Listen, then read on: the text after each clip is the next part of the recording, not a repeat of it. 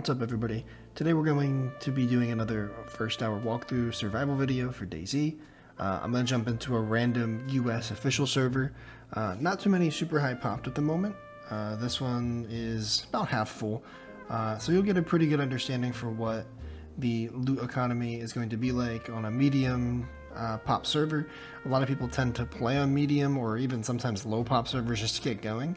And get their bearings straight, understand how the game is played, and, you know, it's very beginner friendly and very tempting, because you don't want to go into a super high pop server and risk getting killed all the time, and I understand that. My advice to you would be to be playing on a high pop server, but to be honest with you, I just played on a EU high pop server, and it was very unplayable because the ping was bad, it was very desynced, and maybe the server was just having problems, I'm not sure.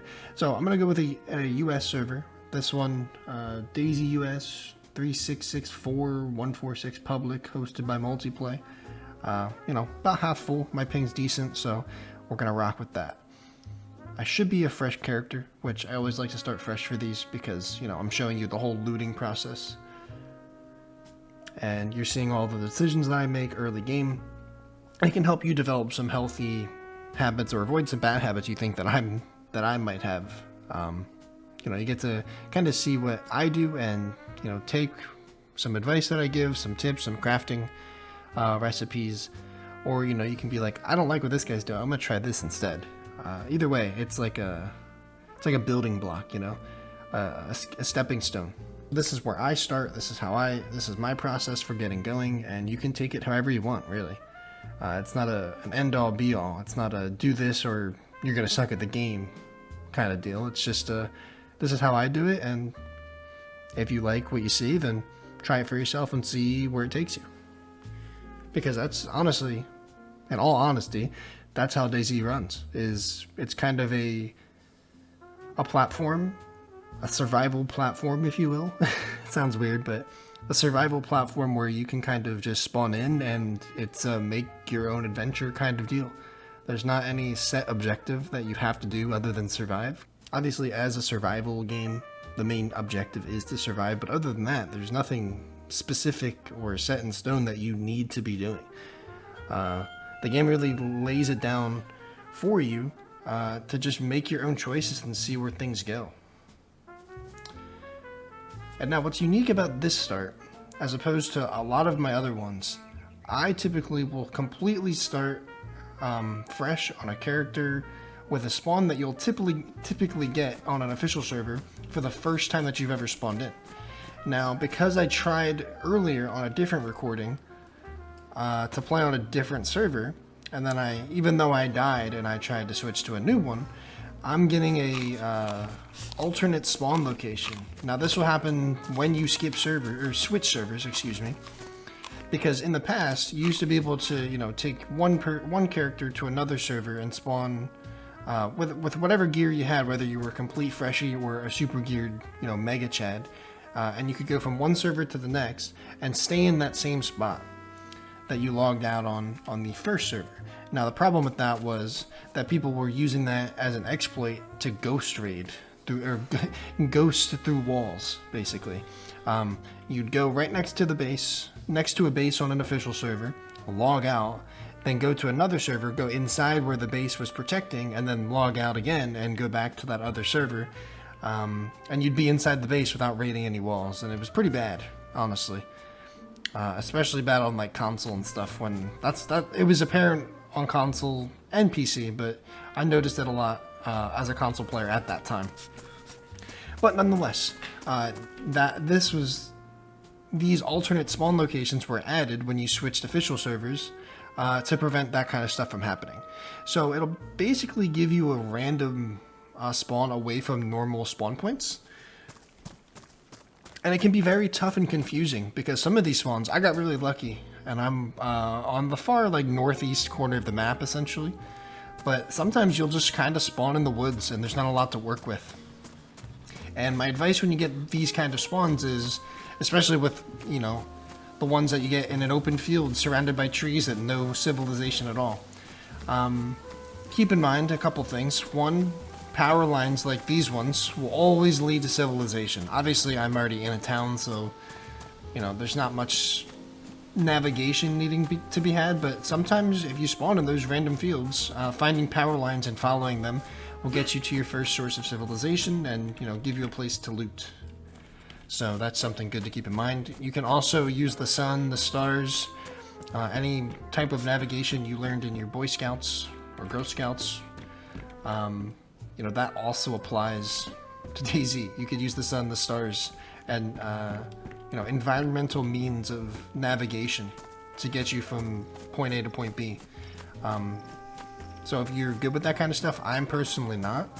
I rely heavily on knowing the map and understanding where I'm at. Understanding the spawns, just lots of practice. But if you're not familiar with the map, but you have this good sense of direction and you have a lot of IRL survival skills and you know how to use the sun, the stars, the wind, whatever, to navigate, use that. Utilize that. Use that to your advantage, because in DayZ, it holds true. But yeah, so there's that. I thought this would be a cool idea, a different approach to a lot of these other survival guides or survival walkthrough videos I've made where I spawn in a very typical spawn point, and I got a lot of, you know, requests or questions about these type of spawns. So I'll show you how to get through this one. I mean, this is probably one of the easier random alternate spawn points that you'll get, and I already know in the comments I'm gonna get a scripted call out, you know, because I found a can of food, a can opener, and a loaded pistol in the first house. But guys, if you play official, maybe the loot economy is a little wacky on console. I'm not quite sure. I haven't played console in years. But on PC, official DayZ, the loot economy is pretty basic, and it's very easy to find basic survival materials. It might not be the case as a beginner. You might not know where exactly to be looking, or exactly where certain items will spawn, but the piece of advice I can give you is just to be thorough. Like, let me go back to the house where I found the gun and the food to begin with as we escape these zombies. And I'll show you what I mean. Let's take care of this one. Typically, if you can time these power attacks right, look at that. Zombies are a really good source for finding some random items, and especially some canned or packaged food as well. So don't avoid zombies all the time, especially when you're beginning. It's okay to fight a couple, especially one at a time. Try and get some easy pieces of food. But typically, houses will have 2 to 3 spawn points in them. I don't know the specifics per house, but if you keep in mind there's usually 2 or 3 items per house, you can walk into any given house and understand, like, okay, there's a raincoat here, a pistol here, and then there's a little piece of food kind of squeezed into the back corner of this couch here. And that's my 2 to 3 pieces, and I know at that point I can move on. But obviously the raincoat's very easy to identify. The pistol kind of was as well, but that can of food was kind of tucked away in that couch, a little bit, you know, glitched through the asset itself, and you know, to a beginner's eye, you might not be looking in those specific locations and missing a lot more items than you're actually realizing. So my advice to new players is just to be thorough in every house and keep track, like, okay, there was a couple items here, there's probably not much more to loot for. Like, knowing when to keep looking, and when to be moving on to the next house is good. Oh, let's time that.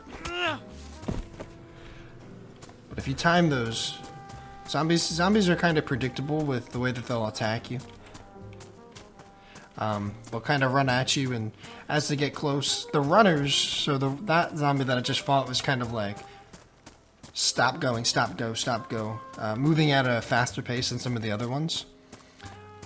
They will kind of try to run and clothesline you almost, so that's why sometimes the timing, for me, the timing gets thrown off a little bit with those ones. But typically they'll run up, they'll try to attack you, but if you can raise your fist by holding right click, and then if you hold left shift, left click, you do a little power attack.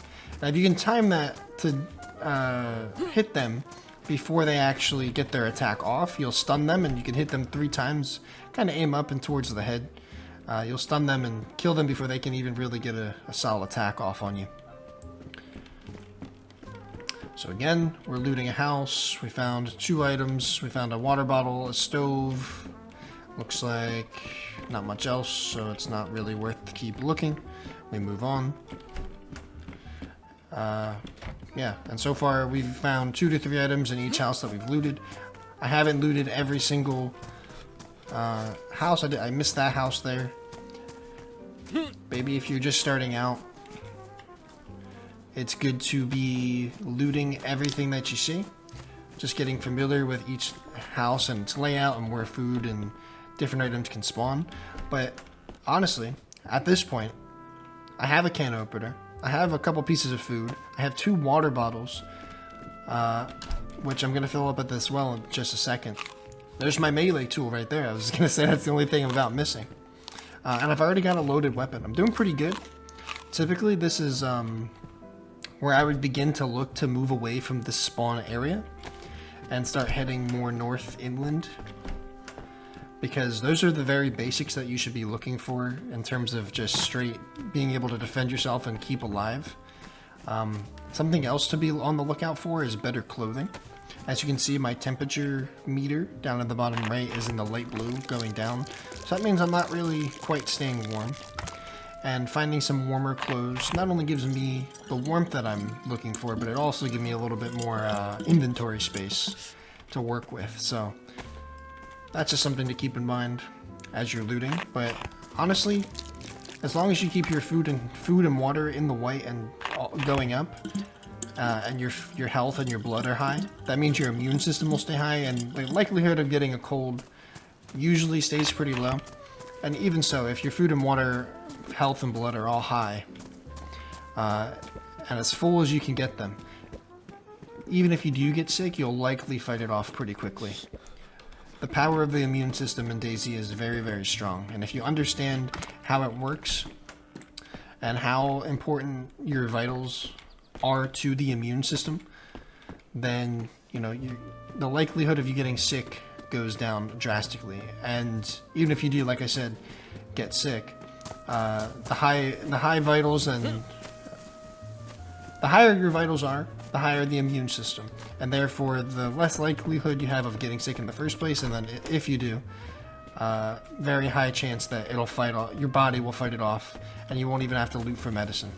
So that's why, to me, food and water is the absolute essential.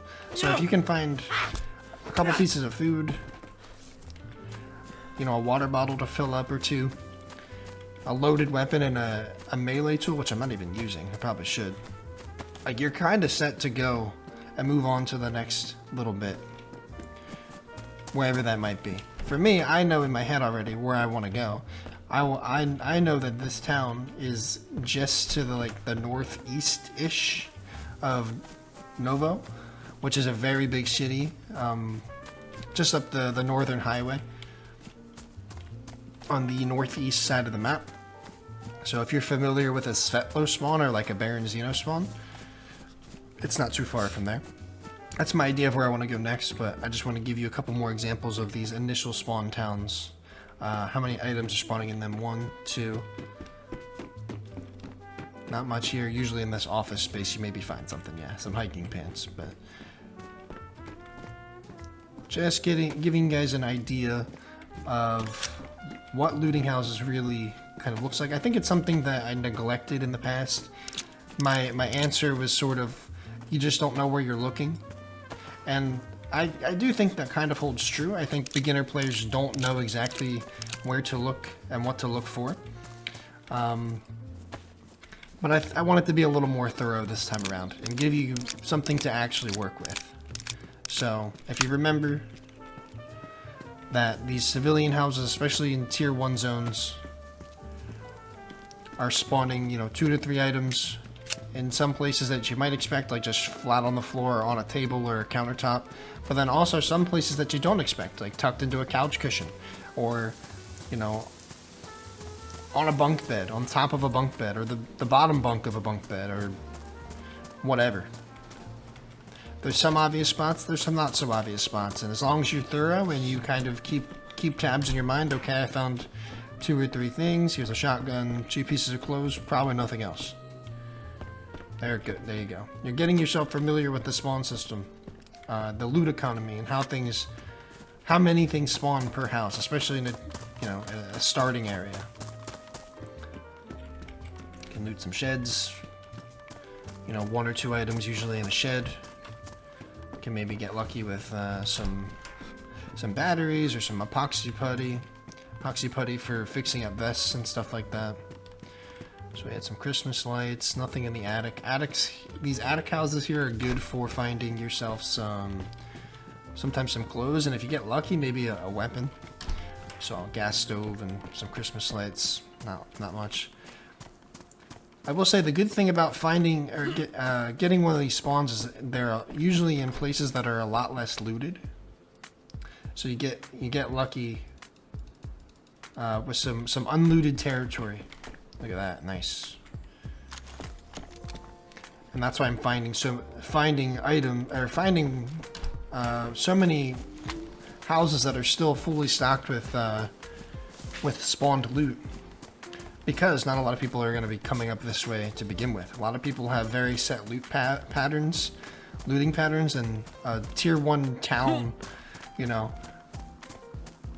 that's out of the way from a lot of normal stuff people are not typically going towards. So if you get one of these spawns, it's very tempting to maybe F11 and start somewhere you're familiar with, but in this case I'm getting some pretty good starting gear. And this is like a shotgun with a couple rounds and an IJ with a nearly full mag, some food.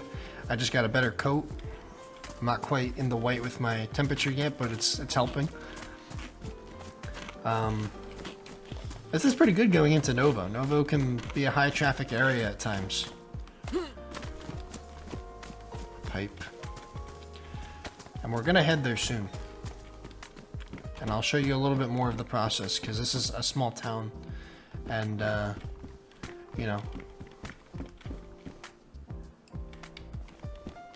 it's not going to quite fill that first hour. But right there, like, the bullets kind of blended in with the cabinet there, and I was about ready to move on, and I just happened to see them at the corner of my eye. So even someone like me, I've got around 8,000 hours in DayZ, and I still almost missed that. Nobody's perfect. If you feel like you're just not finding loot, like I said, try to be a little more thorough. And if you're really just not finding loot at all, wow, look at that. That's a good zombie right there. Zombies have a good chance to spawn food items and sometimes backpacks, hats, that kind of thing. So fighting zombies is something you shouldn't really be afraid of. Just try to take them 1, maybe 2 at a time if you're a little more experienced with zombie PvP, well, PvE. The other thing to keep in mind is when there's absolutely nothing in houses. So I'll take a little bit of time to explain how the loot economy works the opposite way, in terms of, like, this is all freshly spawned items in an area that not a lot of people are, probably nobody's really coming through and looting. So that's why it feels like everything's fresh and right there for us to take. But what if there's more than the normal amount of loot in a house? Or what if there's nothing at all? That means that someone's been there.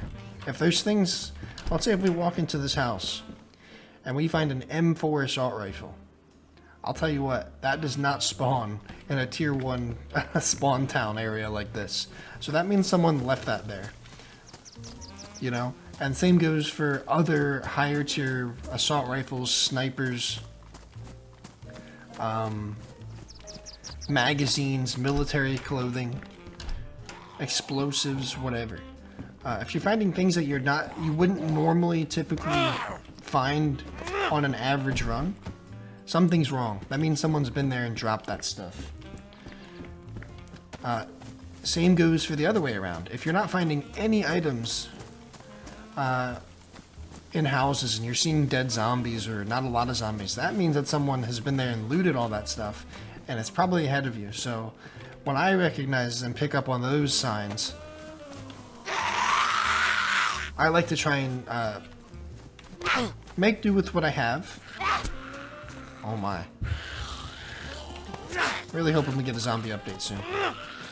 What I like to do in those situations is make do with what I have.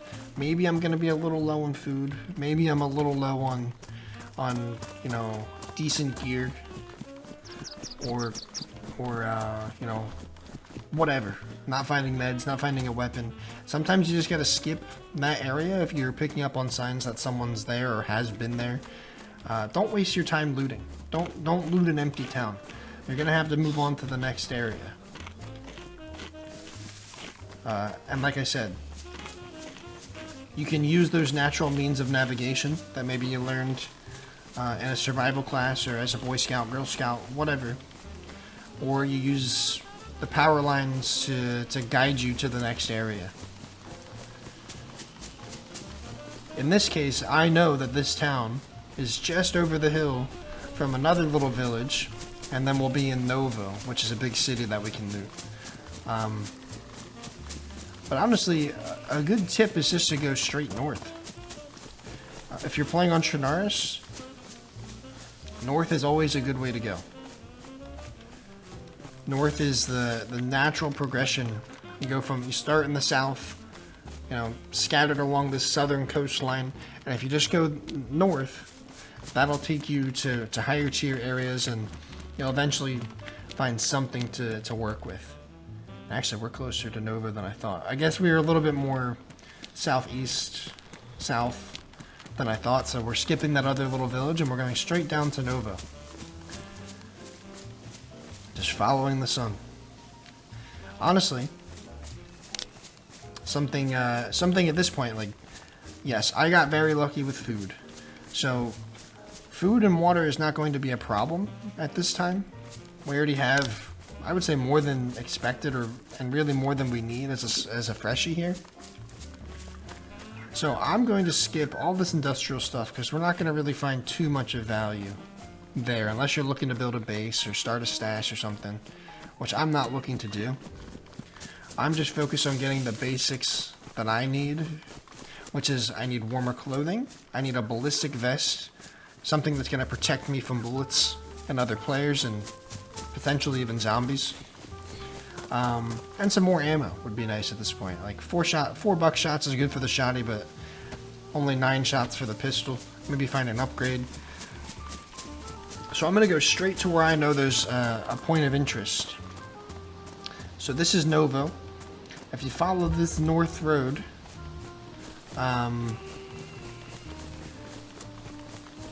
it'll pretty much take you all the way across to the northern side of the map.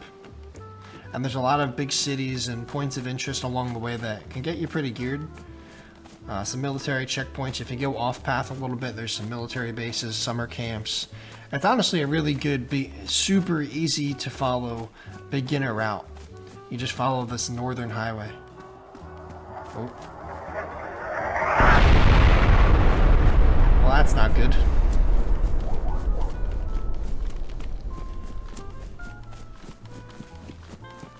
So here's a good example of needing to move on from places when they're not,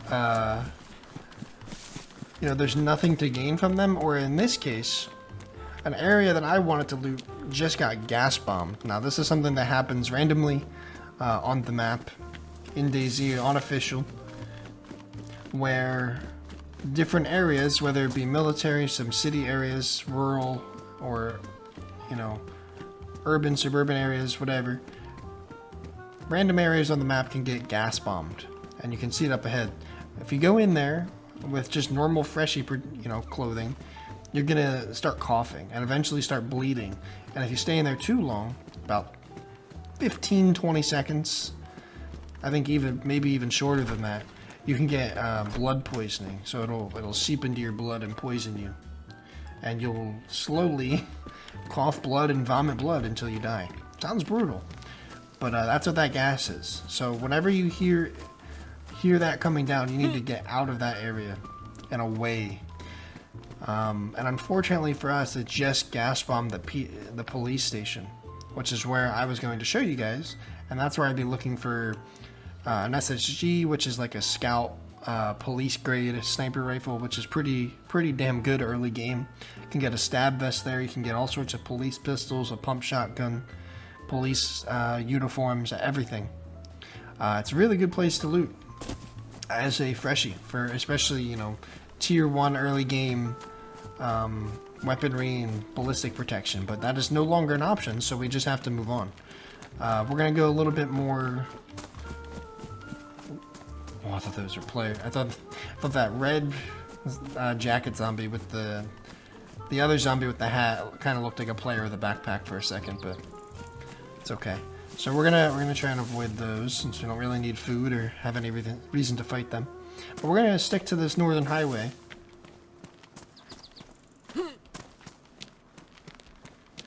And we're just gonna loot a little bit for some more better clothing, some ammo. Right here's good. Some jeans, medium insulation as opposed to our bad insulation. We'll take that. I always like to keep my bandage in my jeans just so that I know where to look for it when needed. And just like that, I mean, I know I was in the white temperature before, but based on the time of day, which I guess it's getting close, it's around afternoon time or so, the temperature goes up and down. Nighttime is colder than daytime. Just keep that in mind, but with some better insulation clothes, I'm keeping in the white, especially when I'm indoors. My temperature bar is at times being, you know, at the completely full point, which is really good. So we're at very low risk of getting any sort of illness, like a cold, flu, whatever. Something else you might be noticing that I'm doing is only eating the unknown food in small chunks, because if you eat it all at once, you can get, well, you probably will get sick and throw up for a good period of time. It's not something that usually lingers or stays too long. Usually you throw up like 5, 6, maybe a little bit more times in a row. And then it typically goes away. But just to avoid that and keep our vitals high, our immune system high, I eat that in chunks. I think if you're really pushing it and kind of impatient and want to just get it out of your inventory, but not put it to waste, I would say you can probably eat about a quarter to a third at a time. If you eat it, wait till the arrows go back down, then eat it again. You just follow and repeat that process until the can is gone. You can also kind of use a similar method if you do get food poisoning, if you eat with bloody hands or get really unlucky with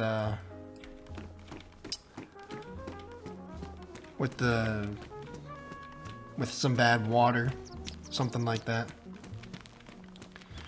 You can get food poisoning or cholera, and if you're throwing up every time you eat, just take small bites, like one. I usually do a 1 Mississippi 2, that kind of count, and you just eat and drink in that manner. Well, eat or drink in that manner. Can't do both at the same time. Until the arrows go back down, and then you just keep repeating that until you can find some medicine or it goes away on its own, whatever. This is another, I think, very underutilized point of interest, by the way. As you see, I'm finding some really good, useful items at these bus stops. There's like these weird little, I don't know what they're supposed to be. I guess benches or racks, whatever.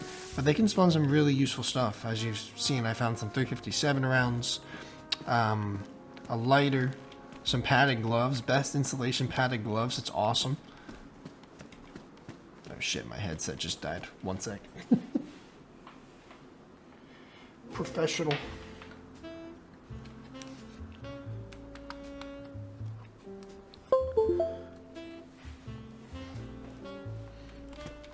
But yeah, these are actually super underutilized across the whole map, not just this location. This one, there's one in the northern side of Trinaris. along some apartment buildings. That can be really good for finding food, some early game survival equipment, some better clothing. Very, very underutilized. The buses as well can actually spawn food and some clothing. Clothing's not usually good in the buses, but if I'm desperate for food, I will loot them. So not bad. I mean, just looting a couple houses and stops, a couple stops along the way. Like, if you can learn to do this as a DayZ player and always keep moving and not staying in one area for too long, honestly, in my experience and in my opinion, you're upping your survival chances. The longer you stay in one area, the more likely you are to see somebody there. Obviously, that's not 100% true all the time, right? But the best way to, if you're not looking to PvP and you're just wanting to learn to survive and get by, then always being able to constantly move is a really, really good good habit to get into. So I'm not just sitting in one building sorting my loot, eating. Like I'm trying to be constantly on the move. Like this is especially true as a beginner, or as a freshie rather.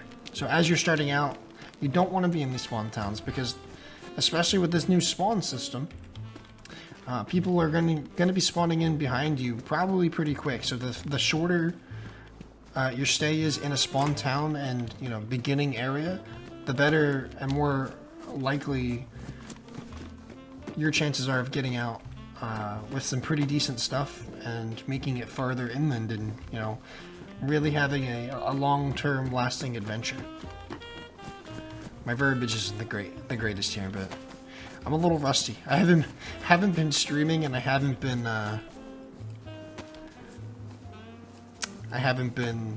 recording these types of videos in a while. So, trying to play rusty and talk at the same time is throwing me off a bit. Not gonna lie, but I'm human, so. But those little stops there will spawn police grade gear, so anything you can find in a PD, for the most part you can find in there. Not the bigger rifles or shotguns, but you can find pistols, pistol ammo, suppressors for pistols, magazines, police clothing, etc. So it's pretty good. Like I just, now I have 2 full IJ mags, some spare bullets, got the 4 shots for the shotty. We're doing pretty good. And this is all while keeping a mobile nomad mentality. Now you might be wondering why I'm not looting these apartments. They're not worth your time. I believe at the moment they don't spawn anything, so not on Chernaris anyway. Livonia, yes. Chernaris, no. So don't even waste your time with these apartment blocks. Ooh, we'll switch to this little beanie hat thing. Best insulation, I believe. Yep. So now we have a lot of warmer clothing, and we're doing pretty good. If you are struggling for food, as you can see, I've seen lots of chickens already on this run. You can hear one in the distance there. They are very, very good for starter food. You can get anywhere from 2 to, I think, 4 or 5 chicken breasts from a chicken, as long as you have a knife, which I do. I have this machete. You can honestly just run up and punch them once or twice, and they usually go down, and you just cut them up with the machete. Here, one to my left, one to my right. The chicken spawns are everywhere on official, so that's a couple steaks to get you going. And you can also take the bones that will spawn with the chicken when you gut it with a knife, and you can turn those into fishing hooks too. So if you find yourself a rope and you turn that into a fishing hook, and the bones into a fishing hook, you can go fishing. I typically will like to keep a rope and like 1 bone hook on me, so in the event that I'm really, really struggling for food, I just go fishing, find a small stream or a pond or a lake, anything, and you go fishing. And fish is really, really good for you. Lots of high calorie value. Now here we go. You see this? These 2 items spawn like that together. thing about that is they aren't spawned together. Someone dropped those items. Well, this is chamber loaded, which a gun I don't think ever spawns in chamber loaded, except for maybe a shot, the single shot shotty. I think that's the only one that will spawn loaded already. But you know, the gun on top of the mag is a clear sign, a clear indicator that someone's been in this area semi-recently. It doesn't mean they were just here and I'm about to run into them. It could mean that, but it also could mean that they were here like 2 or 3 hours ago, and the loot just still happens to be there.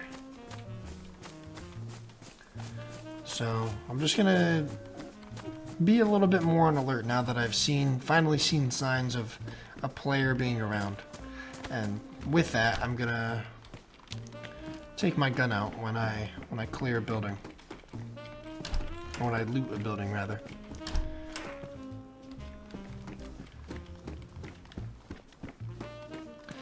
You may also notice that earlier I didn't pick up a school backpack I saw in one of those little kitchen room. I don't quite remember where I saw it. But I did see a child's backpack that I didn't pick up. The reason I didn't pick it up is I tend to not want to carry a lot of stuff. I like to keep myself light and with a lot of stamina. So I'm very minimalistic in my looting approach. That's why I'm always eating when I find stuff. Like I don't hoard food. I like to eat as I go. Because one, the calories can only benefit me. And two, if you keep the food on you and someone kills you, the calories are now benefiting someone else. You know, you're a murderer. Who wants to do that? Nobody. So I like to eat the food as I go. But in general, I like to keep very lightweight and low key. And I find that those school bags are, one, they're pretty noisy. A lot of the backpacks and, you know, quote, meta bags. Not meta bags, I don't know what to call it. The backpacks that a lot of other people tend to be picking up. Like, some people will pick up any backpack because they want the storage space, but I am always thinking about how much noise that bag might make, or how much space it actually gives me, how concealed and low-key does it appear. Like, that school bag is, I was just wearing a red peacoat, but I needed the insulation, truthfully, and I switched to this peacoat because of that. But yeah, those school bags make a lot of noise for the small amount of material that it actually lets you hold, and it's bright and red and just very noticeable. So I tend to stay away from bags like that. That and bags, not only noise and like camouflage, I guess you can say, but also just like, if I can't look behind me with a bag on, I don't like that, because I always like to be watching my back, in all honesty. This looks okay. I'm gonna stick with this hat. Looks cool. I'm gonna switch to the double barrel though. But yeah, I'm very picky with my bags. I tend to go, I'll make like an improvised courier bag. Or I like the new sling backpacks or army pouch bags that have been added in recently. They're extremely quiet. I don't even think they make any noise at the moment. If so, it's very, very minimalistic. But it's typically pretty good camo colors. Gives you an extra 30, 35 slots. Very low key, low profile. Matches the way that I want to play. But, you know, if you're someone that wants to hold a lot of things because you're not, you don't really care about that, then by all means, you can do whatever you want. That's just the way that I play, and the things that I look for and notice when I'm playing. There's been a lot of times where I hear someone first because they're making a lot of noise just based on like how they're jogging, and I can hear not how they're jogging, but because they're jogging, I can hear the heavy backpack and the heavy gear set on them. It's something a lot of people don't really consider. If you see in the bottom left, next to my stamina bar and the little figure running, you can see that there's a noise meter. And every time I'm moving, it's only making a 2-bar. Only 2 bars are coming up. If you're wearing a lot heavier stuff, plate carrier, mountain backpack, couple guns, you're making a lot more noise, and it's a lot more noticeable for not only to other players, but also to zombies. Another sign someone's been here: improvised gloves. Gloves that you can craft with rags that won't spawn in the world on official. They are dropped here, and they're drenched, or soaked. So another player definitely dropped those. So just for us to keep in mind. We're gonna keep heading north. I guess this is kind of like northeast, but on my left here, still following that northern. It's not really a highway, but it's like just a northern road that goes all the way up to the northern side. To the northern, not tip, but it takes you around the northern side of the map, and will take you to a lot of good places to loot. I'm just gonna follow this to Severograd. And probably wrap up around then. Hopefully you guys are finding this useful. I know I'm kind of all over the place with the things that I'm focusing on. When I make these videos, I really, it's all really improvised. Like, I just load into an official server and just check it out. Loot how I would normally loot and progress, and hopefully there's some things that you see me do or you hear me talk about that you can pick up on and use to your own advantage, or maybe it'll help you learn something and you can make decisions for yourself. Whatever it is, I just hope that you find it useful. If you found something useful, let me know about it in the comments. If you think I could be doing something better, let me know about that in the comments as well. If there's some certain spawn points you want me to focus on, or some other video topics, let me know. Please feel free to use the comment section. God, that scared me. Sometimes things won't render in properly, and doors will randomly open, and that's just because you're coming into within render distance for them to be in their actual state. So don't get alarmed, like I just did.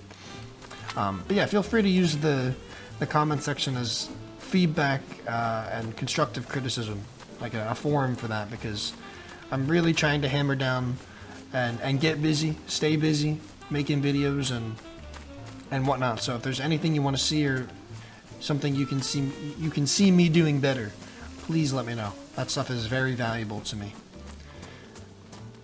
Also, if you want to see more guide content, just leave a sub, man. I'm gonna try to produce at least a couple guides a month. Try to find some unique ways to present DayZ guide information and informative stuff. Try to help you guys out and enjoy the game that I have been enjoying for many years now. Thank you for listening to my TED Talk. Alright, so as you can see, these power lines are going from one town to another town. They're going to lead us right to a small little village, and then after that will be Severograd. So just following the power lines, this is the more obvious case of town to town along a busy, a major roadway. Obviously, cool, that goes from town to town. You're a genius, Buad. But there are some instances, pretty much in the center of the map, I see it a lot, where it's just dead open field or forest, a small dirt way or something, and you can literally find some small power lines or even some big ones and follow them to a major town or even a small village, whatever. But either way, if you get lost and you don't know what to do, that's the best piece of advice I can give to you is if you stumble across some power lines, follow them. I remember as a beginner, it saved my life all the time. Or if I was, especially when Livonia first came out, I relied on power lines big time to get me from point A to point B. And by force of habit now, I actually just would use power lines on Livonia as a loot route. I still use them without even thinking about it. Still with knowing where I'm at, but I still rely on them to as landmarks almost.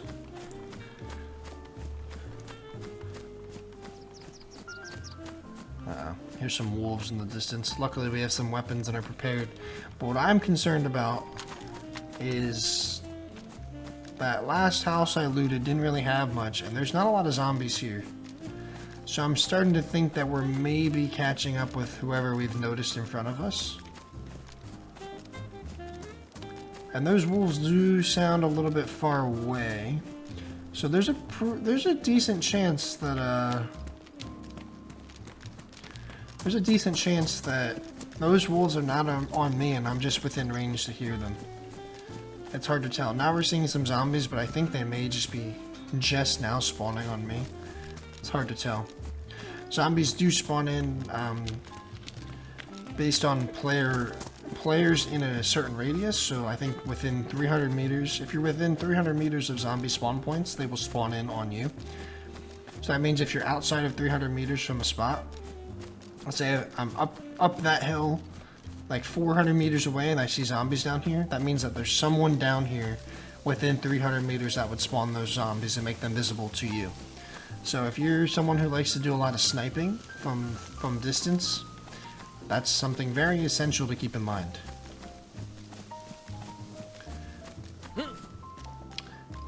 Going a little bit deeper into, you know, spawning and zombies, and boom, right there. Right on the money, man. Right on the money. That's another player shooting those wolves. We'll let him deal with that. But that probably means there is a town up that way that he's probably at right now, which means this here is probably already looted. If you do come here, this little fun park area next to the market will spawn, or can spawn, hunting grade gear. So you can find 308, 7.62 by 54 scopes, hunting jackets. On occasion, maybe you'll get lucky and find a rifle. But just something to keep in mind. I'm going to personally skip it because this town already felt, I was already getting like this, you know, looted vibes. Like this town's already kind of looted. And then we just confirmed that. We just confirmed activity with the zombies spawning in on me, and then, you know, the wolves attacking that guy up there. Makes sense. Honestly, picking up on those signs and understanding how things spawn in and using that to your advantage to track other players is so key. It's so critical. It can make all the difference from you just wandering around aimlessly to actually being able to pick up on other player activity and, you know, make more cautious, or if you want, more aggressive decisions based on what's presented to you in game. So I was able to pick up on that. If I was looking and hunting for PvP, or I was desperate for some items and I want to go hunt that guy down, I was picking up on his trail right there, and those gunshots solidified a potential PvP matchup by me going and tracking down those gunshots. Especially because I think I have an idea of where the gunshots took place. But in this case, I'm able to make a more cautious decision, not go to that town, and we move on to Severograd. We stay away. We're able to skip the town and take a more cautious approach to things. Now, it is kind of tempting to hunt that pig. Not really much of a hunt. He's just laying in the road. Very much alive. He just snorted at us. Just oinked. But because of that player in the area, I don't want to let off any gunshots, and we'll just take our chances going to Severograd and probably finding some food there. But again, just following the power lines. We're gonna because this is pretty far inland at this point, farther than you might expect. We're gonna use the tree line and the bush cover to kind of protect ourselves a bit. Keep an eye on the main road. It's not always advisable to follow that main road, but as a beginner, you might find yourself doing that a lot because of, you know, just unfamiliarity with the map, and the road kind of feels like it's taking you somewhere. Eventually, as you grow as a player, you'll know not to just jog on the road all the time. But I just do it for the sake of demonstration, for the ease of demonstration, rather than just taking my normal routes and sprinting through trees and you have no idea where I'm going. I can at least show you more of a visual. Well, I think I'll take you guys right up to the ridge line here. And you'll see Severograd. It's a big city. There's a hospital, police station, fire station. Really good place to go if you're looting for NBC gear, because of the fire station and the hospital spawns. They will both spawn NBC gear. And that police station's really good for finding a vest, SSG, pump shotgun like before, but you know, it's in a higher traffic area, so you just have to remember that it's a big risk to loot a city like this. So here we're on the cusp, the edge of town. There's a couple houses, a school, a little neighborhood, and then we'll see the city. Let's get up here. Have the hill to our full advantage. Ooh, a little base with about 5,000 doors, man. DayZ base building is so bizarre. It's so bizarre, man. Oh, is it rated? Oh, yeah, it's rated. Take a little look-see.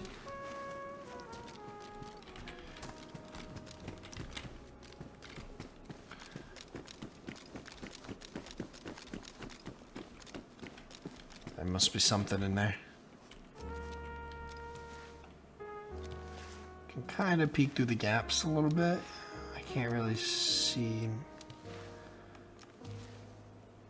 It doesn't look like there's anything there. Man. All that work just to probably get raided by like some Christmas tree loot.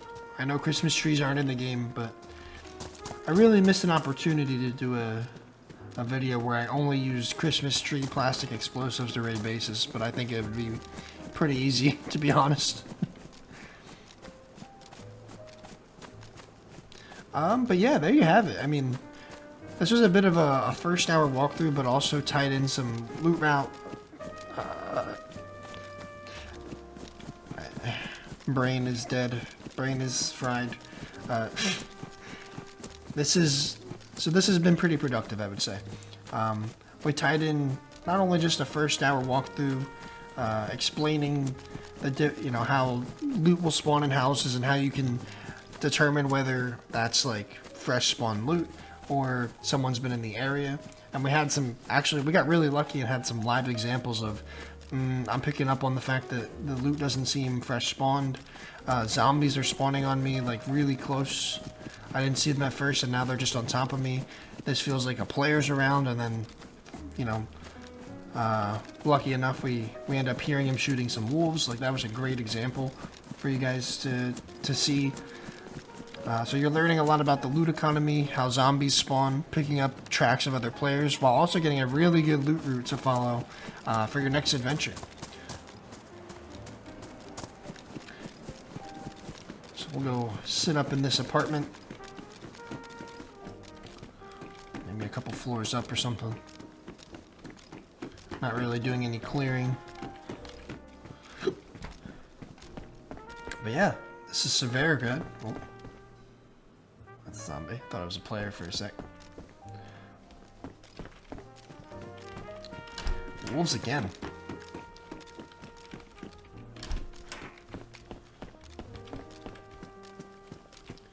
Yeah, you can see the entryway to the city there, but I'm going to wrap it up. I usually like to end these, you know, about 45 minutes to an hour in. I show you the beginner basic steps, and I leave it up to you to take the adventure further.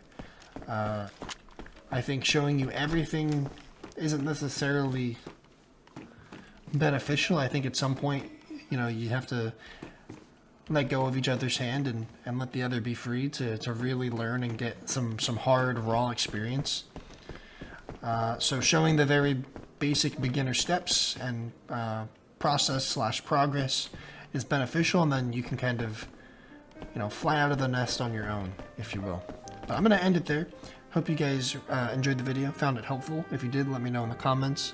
Again, if there's any feedback or anything you want to leave in the comments, feel free to do so. It's an open forum. As well as subscribe if you want to see some more DayZ guide and tutorial-based content, as well as some adventure video content. I have a 30K celebration video on the way. We're trying to make it to 100K by the end of the year, but we're aiming for 30 in the near future, so I can release this really epic solo sniper video. for you guys. It's already uploaded. We're just waiting to hit that milestone before it goes out. So subscribe if you haven't. Let's get to 30K sometime soon. That'd be awesome. I'd appreciate that. And I'll see you guys in the next one. Take care. Bye-bye.